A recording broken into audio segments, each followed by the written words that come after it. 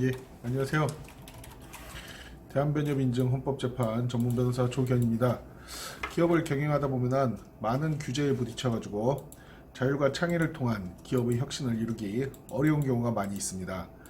이러한 규제로 인해 가지고 기업 경영에 있어서 새로운 방향으로 발전해 나가는 것이 좌절될 경우에 그냥 이러한 규제를 받아들이고 좌절에 머무를 것이냐, 아니면 규제 자체를 근원적으로 철폐할 것이냐 하는 기로에 놓여 있다라고 할 수 있습니다. 본 동영상은 규제로 인해서 괴로워하는 사장님들을 위한 동영상입니다.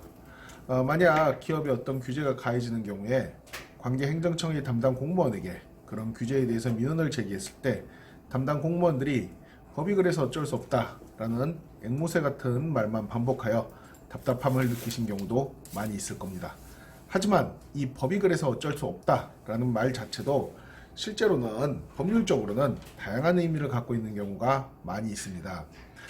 법령에 따라서 재량을 행사하다 보면은 이런 결과에 도달할 수밖에 없다라는 의미가 있는 경우도 있을 수 있고, 행정작용의 근거되는 행정입법이 그렇게 하도록 규정이 되어 있다라는 의미일 수도 있고, 근원적으로는 국회가 만든 수권 법률이 그러하여 어쩔 수 없다라는 의미일 수도 있습니다.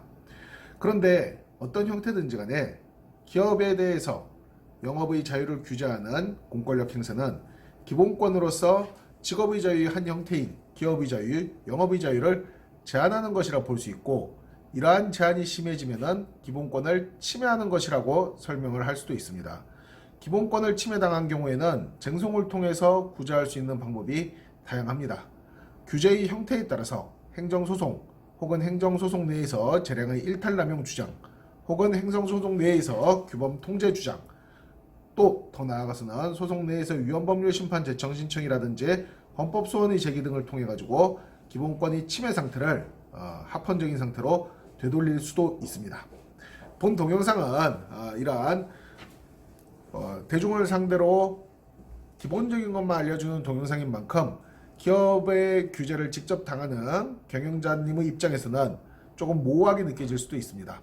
그러므로 만약 이 동영상을 보고 내가 어떤 형태로든지 나에게 가해지고 있는 기업에 대한 규제, 나에게 가해지고 있는 영업에 대한 제한을 철폐하고 싶으시다면 대한변협 인정 헌법재판 전문변호사 법무법인 대한중앙 대표변호사 조기현에게 지금 연락을 주십시오.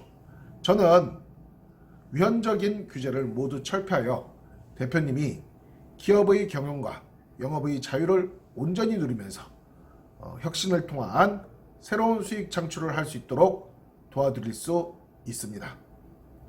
이상 조기현 변호사였습니다.